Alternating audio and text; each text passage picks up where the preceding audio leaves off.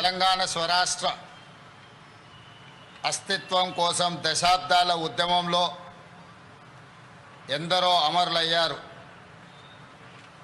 మరెందరో పోరాట యోధులుగా మన కళ్ళ ముందు నిలిచారు. వారి త్యాగాలకు తెగువకు రాష్ట్ర ఆవిర్భావ దినోత్సవ సందర్భంగా శిరస్సు వంచి నమస్కారం తెలియజేస్తున్నాను.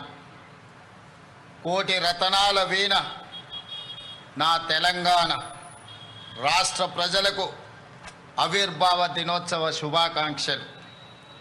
ప్రతి ఏటా త్యాగాల చరిత్రను స్మరిస్తూ రేపటి భవిష్యత్తుకు దిశానిర్దేశం చేసుకునే ఒక భావోద్వేగ సందర్భం జూన్ 2 మనం కలలు గన్న స్వరాష్ట్ర స్వప్నాన్ని నిజం చేసిన ఆనాటి ప్రధానమంత్రి స్వర్గీయ శ్రీ మన్మోహన్ సింగ్ గారు, నాటి యూపీఏ చైర్పర్సన్ శ్రీమతి సోనియా గాంధీలకు 4 కోట్ల తెలంగాణ ప్రజల తరఫున ప్రత్యేక ధన్యవాదాలు, కృతజ్ఞతలు తెలియజేస్తున్నాను. మిత్రులారా, పుట్టుక నీది, చావు నీది, బతుకంత దేశానిది అన్న ప్రజాకవి కాళోజీ మాటలే స్ఫూర్తిగా డిసెంబర్ 7, 2023న బాధ్యతలు స్వీకరించిన క్షణం నుండి ప్రతి క్షణం తెలంగాణ హితమే పరమార్థంగా, రాష్ట్ర అభివృద్ధి ధ్యేయంగా, పేదరిక నిర్మూలననే ప్రాధాన్యంగా ప్రజాప్రభుత్వం పనిచేస్తున్నది.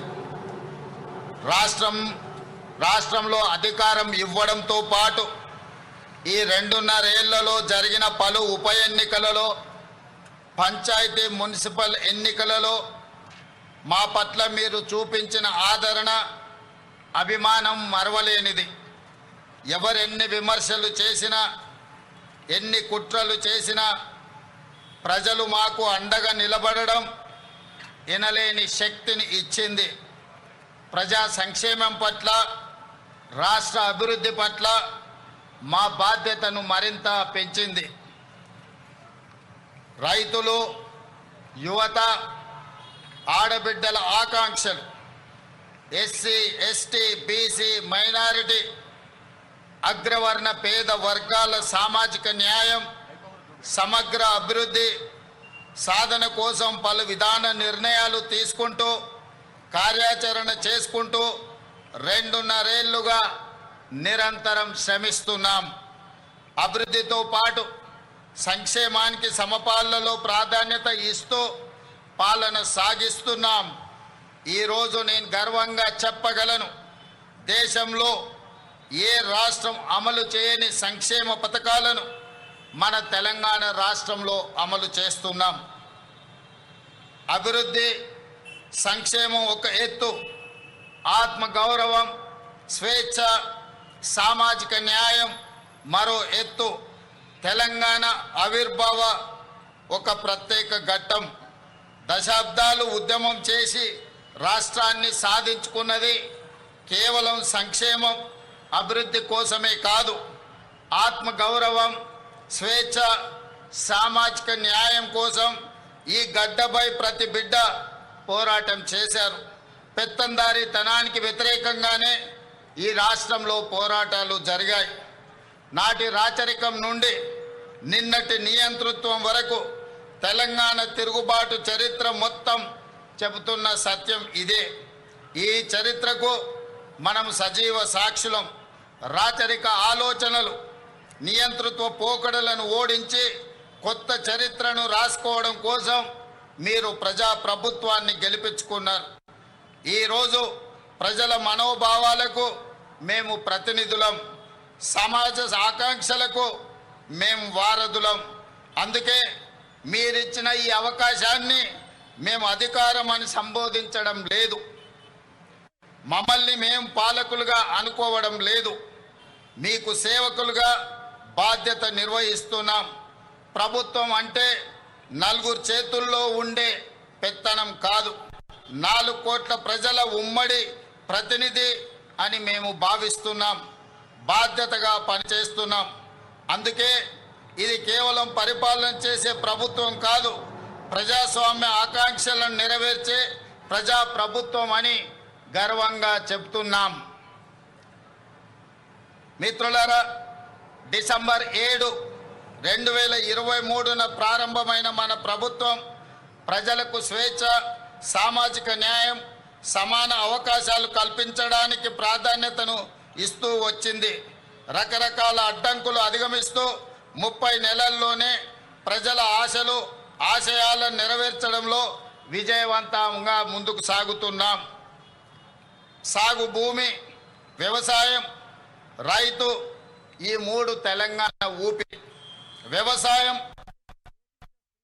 వ్యవసాయ ఆధారిత పరిశ్రమలు, అనుబంధ రంగాల విషయంలో తెలంగాణ నెంబర్ 1గా ఉండాలన్న లక్ష్యంతో రైతుల జీవితాల్లో గణనీయ మార్పు తేవాలన్న సంకల్పంతో తెలంగాణ రైజింగ్ 2047 విధాన పత్రంలో ప్రాధాన్యత అంశంగా తీసుకున్నాం. ఈ విజన్ డాక్యుమెంట్ కేవలం కాగితాలపై ఉండే అక్షరాలు కాదు, ఆదిలాబాద్ నుండి అలంపూర్ వరకు, ఖమ్మం నుండి కొడంగల్ వరకు హరిత తెలంగాణను ఆవిష్కరించే ఆలోచన. ఈ లక్ష్య సాధనలో తెలంగాణలోని ప్రతి రైతు కూలీలే సారథులు. దీనికోసం ఈ విజన్ డాక్యుమెంట్లో రూరల్ అగ్రికల్చర్ రీజియన్ ఎకానమీ రేర్గా అభివర్ణించి అభివృద్ధి చేసేందుకు రూపొందించిన పత్రం ఇది. రైతులు కేవలం పంటలు పండించడమే కాదు, వ్యవసాయ ఆధారిత పారిశ్రామికవేత్తలుగా తీర్చిదిద్దే దిశగా ఈ ప్రణాళిక ఉంటుంది. అగ్రికల్చరల్ ఎకోసిస్టమ్ అభివృద్ధి చేసి రైతులను శ్రీమంతులుగా చెయ్యాలన్నదే మా ప్రభుత్వం యొక్క సంకల్పం. 2025-26 అంచనాల ప్రకారం మన ఆహార ధాన్యాల ఉత్పత్తి రికార్డు స్థాయిలో ఉంది.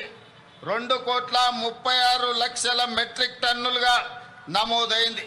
ప్రజాప్రభుత్వం అందిస్తున్న ప్రోత్సాహకంలో వరి, మొక్కజొన్న, పత్తి పంటల విస్తీర్ణం గణనీయంగా పెరిగింది. పశు సంపద, మత్స్య రంగాలు గణనీయమైన అభివృద్ధిని సాధించాయి. రైతులు విభిన్న పంటల ఉత్పత్తితో తెలంగాణను సకల పంటల క్షేత్రంగా తీర్చిదిద్దాల్సిన అవసరం ఉన్నది. తెలంగాణ భూమి నైసర్గిక స్వరూపం అన్ని రకాల పంటలు పండించడానికి అనుకూలమైన క్షేత్రం. ఈ వేదిక మీద నుండి తెలంగాణ రైతాంగానికి నేను విజ్ఞప్తి చేస్తున్నా, కొన్ని పంటలకే పరిమితం కాకుండా అన్ని రకాల పంటలను, కూరగాయలను, పండ్లను పండించడం ద్వారా తెలంగాణ రాష్ట్ర కీర్తి ప్రతిష్టల్ని ప్రపంచానికే చాటి చెప్పే అవకాశం ఉంది. ఆ దిశగా రైతులను ఆలోచన చేయవలసిందిగా నేను మనవి చేస్తున్నాను. ఈ రైతుల కార్యసాధకులు కావాలంటే అప్పు లేని పరిస్థితి ఉండాలి. అందుకే రైతుల నెత్తిపై ఉన్న అప్పుల భారాన్ని తగ్గించే ఉద్దేశంతో ఒకేసారి 2 లక్షల వరకు పంట రుణాల మాఫీ చేశాం. 20,616 కోట్ల రూపాయలు రైతు ఖాతాలో వేసి 25 లక్షల పైగా రైతు కుటుంబాలను రుణ విముక్తులను చేశాం. వ్యవసాయానికి ఉచిత విద్యుత్తును కొనసాగిస్తూనే విద్యుత్తు పంపు సెట్లకు సౌరశక్తితో నడిచే పంపు సెట్లను ఏర్పాటు చేస్తున్నాం. తద్వారా అదనంగా ఉత్పత్తి అయ్యే విద్యుత్తును గ్రిడ్కు అందించి రైతులకు అదనపు ఆదాయం వచ్చేలా ప్రయత్నం చేస్తున్నాం. ఈ 2.5 ఏళ్లలో వ్యవసాయానికి, రైతు సంక్షేమానికి 1,56,496 కోట్ల రూపాయలు ఖర్చు చేశాం.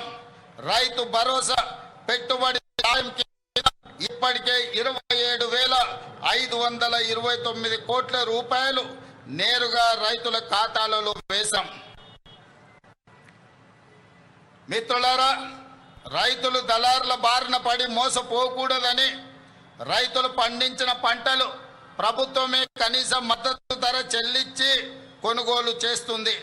ఎంత భారమైనా సరే చివరి గింజ వరకు పంట ఉత్పత్తులను కొనడానికి రాష్ట్ర ప్రభుత్వం ప్రయత్నం చేస్తుంది. మేము అధికారం చేపట్టిన తర్వాత ఇప్పటి వరకు 2.5 ఏళ్లలో ధాన్యం కొనుగోళ్లకు 82,840 కోట్ల రూపాయలను ఇప్పటి వరకు రైతాంగానికి చెల్లించినాం. ఈ యాసంగి సీజన్లో రాష్ట్రమంతటా 8,575 కొనుగోలు కేంద్రాల ద్వారా చురుగ్గా ధాన్య సేకరణ జరుగుతుంది. ఇప్పటి వరకు 63,65,000 మెట్రిక్ టన్నుల ధాన్యాన్ని కొనుగోలు చేయడం జరిగింది. సుమారుగా 11,903 కోట్ల రూపాయలను రైతుల ఖాతాలో జమ చేశాం. అకాల వర్షాల వల్ల ధాన్యం తడిసిపోయినా ప్రతి రైతుకు నష్టం జరగకుండా దాదాపు 10,000 మెట్రిక్ టన్నుల తడిసిన ధాన్యాన్ని ప్రభుత్వం కొనుగోలు చేసింది. ధాన్యం కొనుగోలులో దేశంలో ఏ రాష్ట్రం కూడా మనతో పోటీ పడే పరిస్థితి లేదు. దేశంలో యాసంగి సీజన్లో సేకరించిన మొత్తం ధాన్యంలో చెప్పడానికి నేను గతంలో ఎన్నడూ లేని విధంగా రాష్ట్రంలో జొన్న, మొక్కజొన్న పంటలు సాగు భారీగా పెరిగింది. ఈ యాసంగిలో సుమారు 16 లక్షల ఎకరాల్లో మొక్కజొన్న, 4 లక్షల ఎకరాల్లో జొన్న సాగు చేసి తెలంగాణ రైతులు కొత్త చరిత్రను సృష్టించారు. మొక్కజొన్న కొనుగోళ్లకు సుమారు 4,275 కోట్లు, జొన్న కొనుగోళ్లకు ఇప్పటి వరకు 1,154 కోట్లు రాష్ట్ర ప్రభుత్వము ఈ భారాన్ని మోసింది. అదేవిధంగా మిత్రులారా, సాగునీటి రంగానికి ప్రాధాన్యతను ఇస్తూ తెలంగాణ నీటి కోసం దశాబ్దాలు గోసపడింది. 10 ఏళ్ల గత పాలనలో సైతం పరిస్థితులు మారలేదు. కృష్ణా, గోదావరి జలాల్లో మన వాటాలు తేల్చి ప్రాజెక్టులు పూర్తి చేసే విషయంలో మన ప్రభుత్వం చిత్తశుద్ధితో ఉంది. ఈ విషయంలో ఏ వేదిక పైన రాజీ పడకుండా లౌక్యంతో, రాజకీయ విజ్ఞతతో పని చేస్తున్నాం.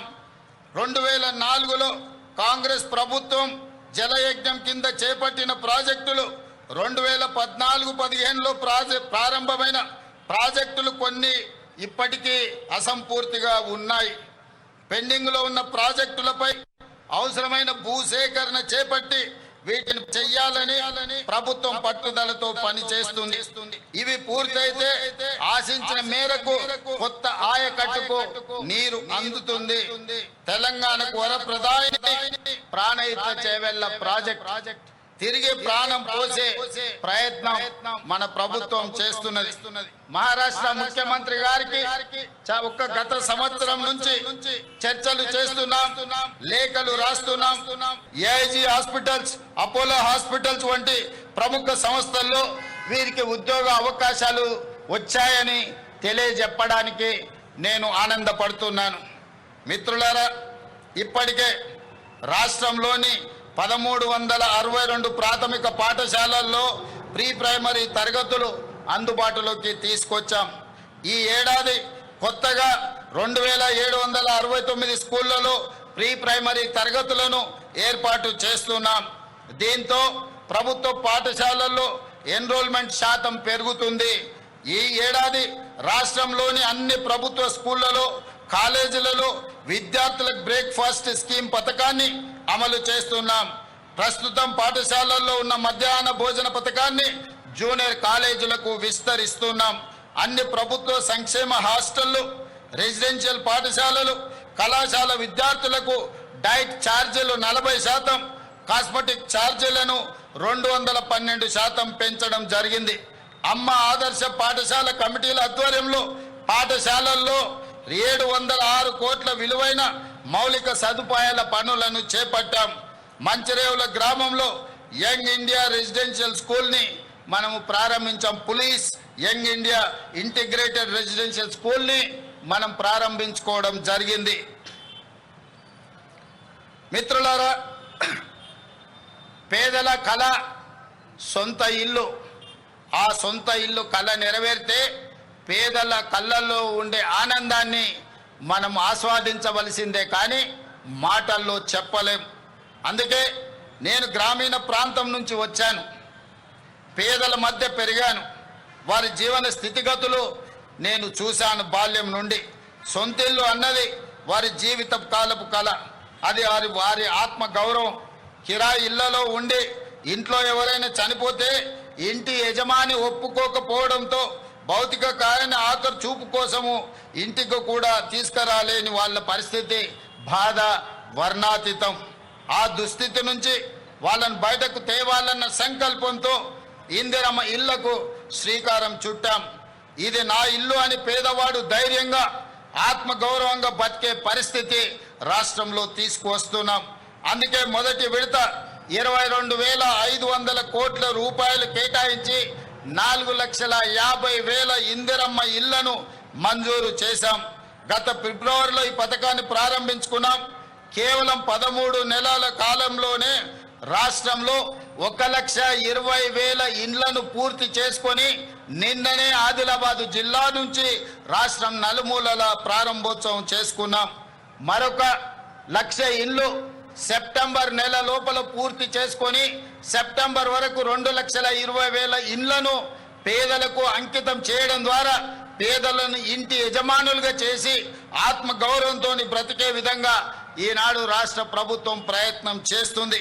అదేవిధంగా కొత్తగా ఇంకొక 2.5 లక్షల ఇండ్లను ఇల్లు రాని పేదలకు కేటాయించాలని ప్రభుత్వం నిర్ణయం తీసుకున్నదని తెలియజేయడానికి నేను సంతోషపడుతున్నాను. అదేవిధంగా మిత్రులారా, ఈ ఆర్థిక సంవత్సరానికి క్యూర్ పరిధిలో 1,00,000 ఇండ్లు, రాష్ట్రంలో ఇతర ప్రాంతాల్లో 2.5 లక్షల ఇండ్లు, మొత్తం 3.5 లక్షల ఇండ్లు మంజూరు చేశాం. ఆనాడు కాంగ్రెస్ ప్రభుత్వం స్వర్గీయ వైఎస్ రాజశేఖర రెడ్డి గారు ముఖ్యమంత్రిగా ఉన్నప్పుడు ఉమ్మడి రాష్ట్రంలో అమలు చేసిన ఇందిరమ్మ ఇండ్ల పథకంలో మంజూరై ఇప్పటికే అసంపూర్తిగా ఉన్న ఇండ్లను కూడా 2వ విడతలో పూర్తి చేయాలని నిర్ణయించాం. రాష్ట్ర అవతరణ దినోత్సవం కానుకగా నిన్న ఆసిఫాబాద్ జిల్లా కెరిమేరి మండలం కొటారి గ్రామంలో మలి విడత ఇందిరమ్మ ఇళ్ల పథకానికి పునాది రాయి వేయడం జరిగింది. అదేవిధంగా మిత్రులారా, పేదవాడికి సొంత ఇల్లు ఆత్మగౌరవం అయితే రేషన్ కార్డు, ఆహార భద్రత, ఏళ్ళకేళ్ళకి ఎదురు చూస్తున్న కుటుంబాల ఆకాంక్షలను మా ప్రభుత్వం నెరవేర్చింది. రాష్ట్ర వ్యాప్తంగా 15,12,000 కొత్త రేషన్ కార్డులను జారీ చేశాం. ప్రస్తుతం రేషన్ కార్డులో 19,44,000 కొత్త సభ్యులను చేర్చడం జరిగింది. తద్వారా రాష్ట్రంలో 3,38,000 మంది ఈరోజు సన్న బియ్యం భోజనం చేయగలిగే పరిస్థితులు కల్పించాం. అదేవిధంగా మిత్రులారా, ఈ ఆధునిక యుగంలో కొన్ని సామాజిక రుగ్మతలు సమాజాన్ని వేధిస్తుండడం నాకు ఆవేదన కలిగిస్తుంది. ముఖ్యంగా వృద్ధుల సంరక్షణ విషయంలో కొన్ని సంఘటనలు ప్రభుత్వాన్ని కదిలించాయి. పిల్లలు కన్న తల్లిదండ్రుల సంరక్షణ బాధ్యతలు స్వీకరించకుండా వారిని వృద్ధాశ్రయంలో చేర్పించడం, చేతులు దులుపుకుంటున్న తీరు తీవ్రమైన ఆవేదనను కలిగిస్తుంది. ఈ విషయంలో ఏదో ఒకటి చేయాలన్న సంఘర్షణ నుంచి వచ్చిన ఆలోచన ఒక పటిష్టమైన వృద్ధుల సామాజిక భద్రతకు భరోసా ఇచ్చే చట్టాన్ని రాష్ట్ర ప్రభుత్వం రూపొందించింది. తల్లిదండ్రుల పోషణ, జవాబుదారీతనం, పర్యవేక్షణకు చట్టం తెచ్చి ప్రభుత్వ ఉద్యోగులతో పాటు ప్రజాప్రతినిధులను ఇందులో చేర్చాం. ఎవరైనా ప్రజాప్రతినిధులు కానీ, ప్రభుత్వ ఉద్యోగులు కానీ, ప్రైవేట్లో పెద్ద ఉద్యోగాలు చేసేవాళ్ళు కన్న తల్లిదండ్రులను చూసుకోకపోతే వాళ్ళ జీతాలలో 15% కోత విధించి ప్రత్యక్షంగా తల్లిదండ్రుల ఖాతాలో వేయడం ద్వారా ఆ వృద్ధాప్యంలో తల్లిదండ్రులకు రక్షణ కల్పించే చట్టాన్ని తెలంగాణ రాష్ట్ర ప్రభుత్వము అమలు చేస్తున్నదని తెలియజేయడానికి ఈ సందర్భంగా నేను సంతోషపడుతున్నాను. మిత్రులారా, అదేవిధంగా గిగ్ వర్కర్ల చట్టం, ఈ చట్టం కూడా మన రాష్ట్రంలో సుమారు 4 లక్షల మంది గిగ్ వర్కర్లు పనిచేస్తున్నారు. ఎండనక, వాననక, పగలనక, రాత్రనక 24 గంటలు నిరంతరం సేవలు అందిస్తున్నారు. వారి ఉద్యోగాలకు, జీవితాలకు ఇన్నాళ్ళు భద్రత లేదు. వారి ఉద్యోగ భద్రత కోసం ఈనాడు ఒక చట్టం చేశాం. అందులో రాహుల్ గాంధీ గారి చొరవకు నేను అభినందనలు తెలుపుతున్నాను. గిగ్ వర్కర్ల సంక్షేమం కోసం మన ప్రభుత్వం చేసిన చట్టం ఇప్పుడు ఇతర రాష్ట్రాలకు ఆదర్శంగా నిలిచింది. 12 సంవత్సరాలు పెండింగ్లో ఉన్న 73 రకాల ఉపాధి రంగాలకు కార్మికుల కనీస వేతనాలు నోటిఫై చేశాం. దీని ద్వారా స్కిల్ వర్కర్లకు 25.9% మరియు అన్స్కిల్డ్ వర్కర్లకు 34.95% వేతనాలను పెరిగాయని కార్మిక సోదరులకు తెలియజేయడానికి నేను సంతోషపడుతున్నాను. అదేవిధంగా పోరాట యోధులను గుర్తించాలని, తెలంగాణ అమరవీరుల కుటుంబాలను, తెలంగాణ ఉద్యమకారులను గుర్తించడానికి మనం కమిటీ నియమించుకున్నాం. వారి అమరవీరులు పోరాట యోధులే తెలంగాణ రాష్ట్రం. వారి త్యాగాలకు విలువలేని రాష్ట్రం జీవం లేని శరీరం లాంటిదని నేను భావిస్తాను. అందుకే తెలంగాణ రాష్ట్రం కోసం పోరాడిన యోధులను గుర్తించి వారికి, వారి కుటుంబ సభ్యులకు తగిన న్యాయం చేయాలన్న ఆలోచనతో, లక్ష్యంతో కేశవరావు గారు, కోదండరామ్ గారి నాయకత్వంలో కమిటీని నియమించాం. ఆ కమిటీ నివేదిక ఆధారంగా తెలంగాణ పోరాట యోధులందరినీ సముచిత రీతిన సత్కరించి వారి పట్ల చిత్తశుద్ధిని చాటుకుంటామని తెలియజేస్తున్నాను. మిత్రులారా, చాలా విషయాలు మాట్లాడాల్సినవి ఉన్నాయి. కానీ ఎండ తీవ్రత ఎక్కువగా ఉంది. చాలామంది ఎండ చాలా అంటే చాలా తీవ్రంగా ఉంది కాబట్టి మిగతా విషయాలు మనం రాతపూర్వకంగా ఇచ్చిన బుక్లెట్లో ఉంటాయి. చివరగా ఈ ఉపన్యాసాన్ని ఎండ తీవ్రతను దృష్టిలో పెట్టుకొని దాని కొంత సంక్షిప్తంగా ఇందులో పూర్తి చేస్తాం. రాతపూర్వకమైన వివరాలన్నిటిని కూడా అందించాం రాష్ట్ర ప్రజలందరికీ. మీడియా మిత్రులు కూడా దీన్ని పరిగణలోకి తీసుకోవాల్సిందిగా కోరుకుంటూ ఈరోజు చివరగా ఒకే ఒక్క మాట నేను చెప్పదలుచుకున్నాను. మిత్రులారా, దేశంలోనే కాదు ప్రపంచానికే తెలంగాణను గేట్వేగా నిలబెట్టాలన్నది నా స్వప్నం. దానికి మార్గం Telangana rising 2047 vision document.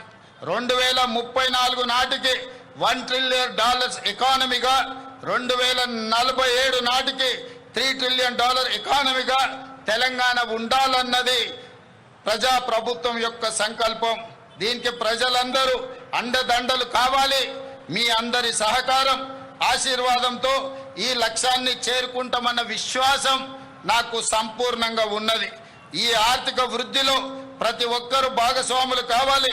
Telangana అభివృద్ధికి పునరంకితం కావాలని కోరుకుంటూ మీ అందరికీ మరొక్కసారి తెలంగాణ రాష్ట్ర ఆవిర్భావ శుభాకాంక్షలు తెలియజేస్తూ మీ అందరి దగ్గర సెలవు తీసుకుంటున్నాను. జై హింద్, జై తెలంగాణ.